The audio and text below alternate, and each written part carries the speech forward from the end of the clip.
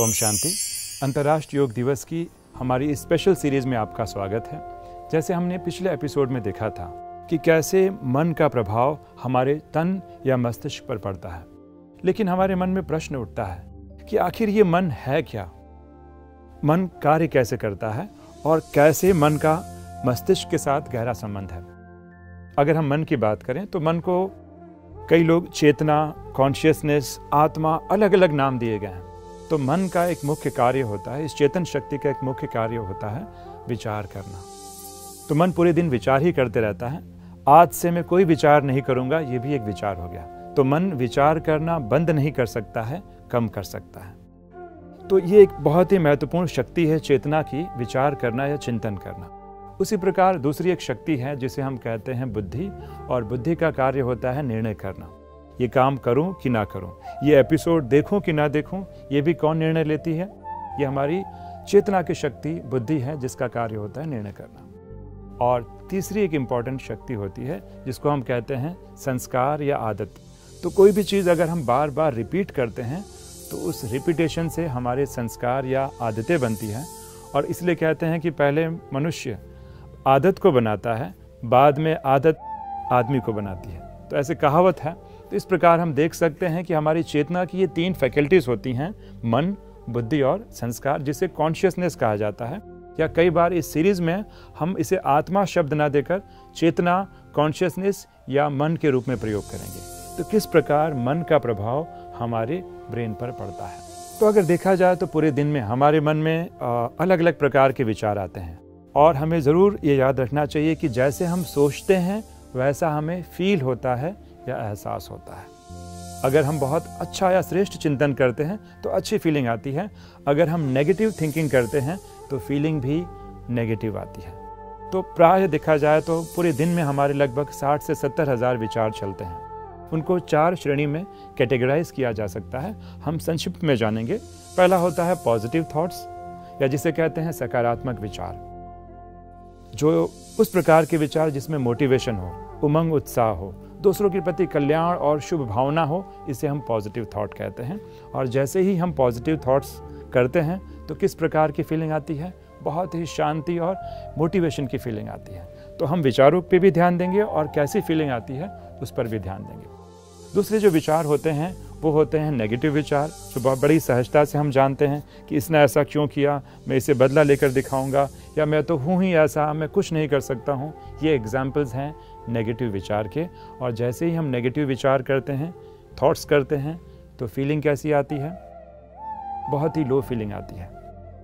फिर जो तीसरे प्रकार के विचार होते हैं वो होते हैं सामान्य विचार या common thoughts, day to day routine के थॉट्स। ऑफिस जाना है, ब्रश करना है, स्नान करना है, तो उसमें जो फीलिंग्स जनरेट होती है वो लगभग न्यूट्रल टाइप की फीलिंग होती है, ना ही कोई पॉजिटिव और ना ही नेगेटिव। और चौथे जो प्रकार के विचार होते हैं जिसे हम कहते हैं व्यर्थ विचार या वेस्टफुल थॉट्स, जिसका वर्तमान से कोई कनेक्शन नहीं रहता है। या तो हम पास्ट की कुछ बातों को याद करते रहते हैं या फ्यूचर की चिंता में कहीं ना कहीं हम व्यस्त रहते हैं। तो उस प्रकार के विचार को हम व्यर्थ विचार कहते हैं। और जब भी हम व्यर्थ विचार करते हैं फिर भी हमें कोई मोटिवेटेड फील नहीं होता, कहीं ना कहीं थोड़ा बहुत लो ही फील होता है।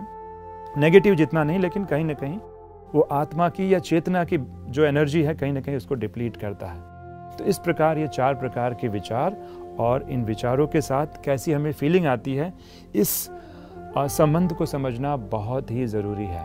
तो अगर हम सच में अच्छा फील करना चाहते हैं तो हमें कहीं ना कहीं अच्छे विचार का निर्माण करना ही होगा, तभी हम उस अच्छी फीलिंग को मेंटेन कर पाएंगे। और अगर ये अच्छी फीलिंग लंबे टाइम तक रहती है तो इसे हम मूड का नाम देते हैं। कई बार हम कहते भी हैं कि हमारा मूड आज बड़ा ख़राब है, अब मेरा मूड बहुत अच्छा है। तो मूड एक प्रकार का इमोशनल स्टेट है जो लंबे समय तक कहीं ना कहीं व्याप्त रहता है। तो इस प्रकार हमने मन की कुछ फंक्शनैलिटी को समझा जो मस्तिष्क पर बहुत ही गहरा प्रभाव डालता है। तो इसी सिलसिले में मुझे एक रिसर्च पेपर की याद आती है जिसका टाइटल था a wandering mind is unhappy mind. Harvard University में एक रिसर्च किया गया जहां जो वॉलंटियर्स थे उनके पास आईफोन्स थे, सेल फोन्स दिए गए थे, उन पे ऐप इंस्टॉल किया गया था, और उन्हें बीच बीच में अचानक में जो है नोटिफिकेशन मिलता और उन्हें कॉल करके पूछा जाता कि इस समय आप कैसा महसूस कर रहे हैं। या कैसा फील कर रहे हैं, आपके मन में क्या विचार चल रहे हैं। तो पूरे दिन में कभी भी अचानक ये कॉल आता या नोटिफिकेशन आता और उनसे प्रश्न पूछे जाते।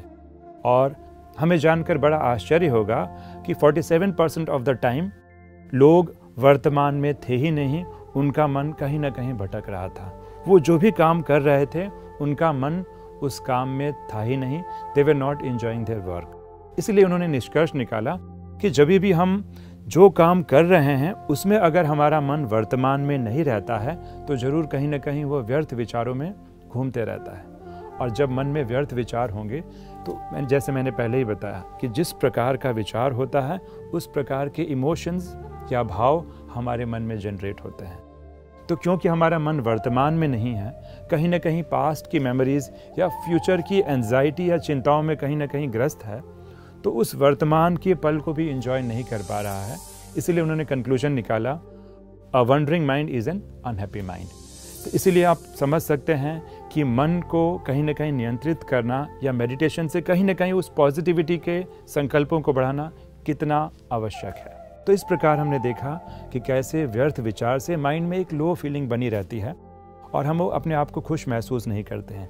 यहाँ पे मेडिटेशन बहुत ही इम्पॉर्टेंट रोल प्ले करता है, क्योंकि मेडिटेशन हमारे मन को कहीं ना कहीं वर्तमान में फोकस रखता है और जो काम हम करते हैं उस वर्तमान के पल को हम एंजॉय कर पाते हैं। क्योंकि व्यर्थ संकल्प, व्यर्थ विचारों की बात चल रही थी, तो इस पर एक और रिसर्च किया गया और ये बड़ा इंटरेस्टिंग रिसर्च है जिसे कहते हैं DMN नेटवर्क, अर्थात डिफ़ॉल्ट मोड नेटवर्क। ये ब्रेन की वो अवस्था है या ब्रेन का वो नेटवर्क है, ये तब सक्रिय होता है जिस समय हम कोई काम नहीं कर रहे होते हैं। तो हमें लगता है कि शायद मैं कुछ काम नहीं कर रहा हूँ तो मेरा ब्रेन बहुत ही शांत है, लेकिन जिस समय हम काम नहीं कर रहे होते हैं फिर भी वैज्ञानिकों ने देखा कि हमारा ब्रेन का ये DMN वाला जो एरिया है काफ़ी एक्टिव है। ये एक प्रकार का ब्रेन का नेटवर्क है, सक्रिय है।